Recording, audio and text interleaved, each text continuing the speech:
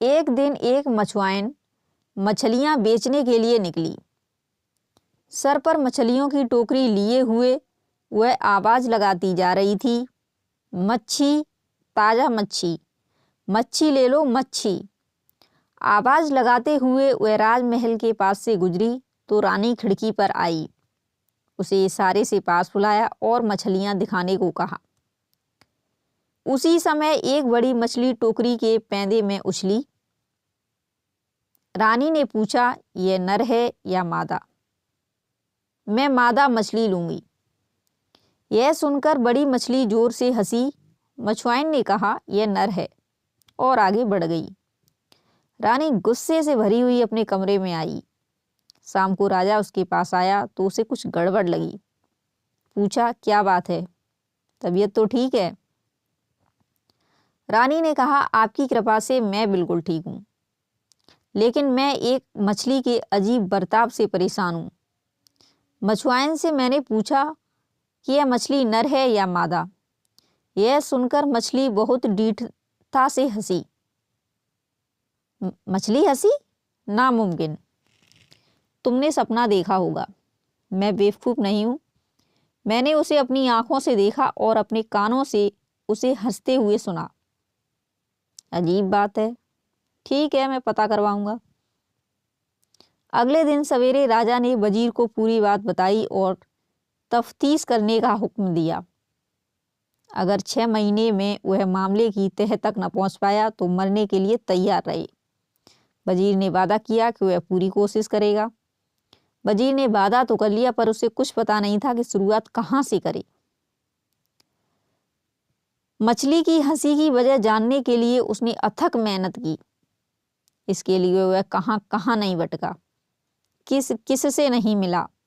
ज्ञानी, अनुभवी, जादूगर, तांत्रिक, किसी को नहीं छोड़ा, पर कोई भी उसे मछली के हंसने का रहस्य न बता सका। हताश वह घर लौट आया और मौत निश्चित जानकर अपनी जायदाद और घर गृहस्थी के मामले निपटाने लगा। अपने राजा को वह खूब जानता था, वह अपनी धमकी जरूर पूरी करेगा। उसने अपने बेटे को कहा कि वह कुछ समय के लिए यात्रा पर चला जाए और तभी वापस आए जब राजा का गुस्सा ठंडा हो जाए। वजीर का चतुर सजीला बेटा घर से निकल पड़ा और उधर चल पड़ा जिधर उसके पांव और किस्मत ले जाए। कुछ दिनों बाद उसे एक बूढ़ा किसान मिला। बूढ़ा किसान यात्रा से अपने गांव लौट रहा। वजीर के बेटे को किसान भला और खुश मिजाज लगा। उसने किसान से पूछा कि क्या वह उसके साथ सफर कर सकता है। बूढ़ा मान गया। वे साथ साथ आगे बढ़े। उस दिन बहुत गर्मी थी और रास्ता लंबा और उबाऊ। वजीर के बेटे ने कहा, क्या बेहतर न होगा कि हम एक दूसरे को उठाकर चलें? बूढ़े ने सोचा, कैसा मूर्ख है। थोड़ा आगे वे गेहूं के खेत के पास से गुजरे। दाना पक गया था और फसल कटने के लिए तैयार थी। हवा के झोंकों से गेहूं के फूटे झुकते तो ऐसा लगता जैसे सोने का समंदर लहरा रहा हो। वजीर के बेटे ने पूछा, यह खाया जा चुका है या नहीं? बूढ़े को समझ नहीं पड़ा कि वह क्या जवाब दी। वह इतना ही कह पाया, पता नहीं। थोड़ा आगे एक बड़ा गांव आया। वजीर के बेटे ने अपने सहयात्री को जेबी चाकू देते हुए कहा, बाबा, यह चाकू लो और 2 घोड़े लेकर आओ, और हाँ, इसे वापस जरूर लाना, यह बहुत कीमती है। बूढ़े को ताज्जुब हुआ और गुस्सा भी आया। वह बुदबुदाया कि या तो यह लड़का पागल है या उसे बेवकूफ बना रहा है। वजीर के बेटे ने ऐसा जाहिर किया जैसे उसने कुछ सुना ही नहीं और चुप लगा गया।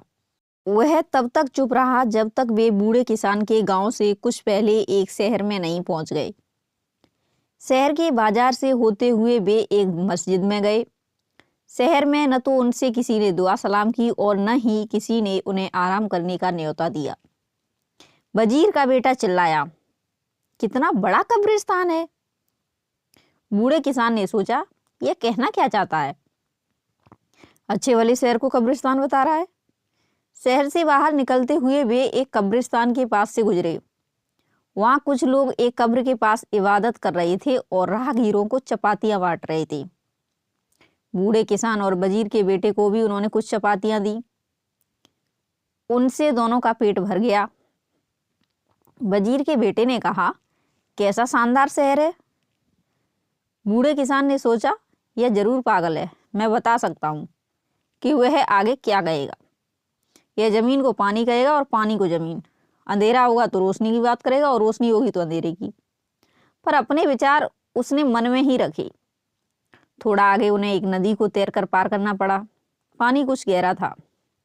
बूढ़े किसान ने अपना पजामा और जूते उतार दिए, पर वजीर के बेटे ने पजामा और जूते पहने हुए ही नदी पार की।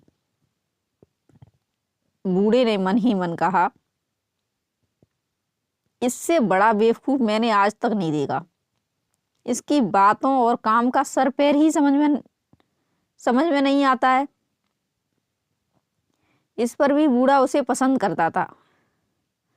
वह तहजीबदार और खानदानी लगता था। इससे मिलकर उसकी बीवी और बेटी खुश होंगी, यह सोचकर उसने उसे अपने घर चलने का न्योता दिया। वजीर के बेटे ने इसके लिए उसका शुक्रिया अदा किया और पूछा, बुरा न माने तो एक बात पूछूं, क्या आपके घर के सैतीन मजबूत हैं? बूढ़ा ओठों ही ओठों में कुछ बुदबुदाया और अपने सहयात्री के बारे में बीवी और बेटी को इत्तला करने के लिए घर चला गया। चलते हुए वह मन ही मन मुस्कुराता जाता था। घर पहुंचकर उसने बीवी और बेटी को बताया, यह आदमी रास्ते में मेरे साथ हो गया था। आगे की कहानी आपको दूसरे वीडियो में मिलेगी। किसी भी प्रकार के कंटेंट लेखन के लिए आप हमारे इस दिए गए नंबर पर संपर्क कर सकते हैं। यदि यह कहानी अच्छी लगती है तो प्लीज़ वीडियो को लाइक कीजिए, शेयर कीजिए और चैनल को सब्सक्राइब कर लीजिए ताकि नई नई कहानियों, लोक कथाओं, आत्मकथाओं के नोटिफिकेशन आपको मिलते रहें। धन्यवाद। आपका शुभ हो।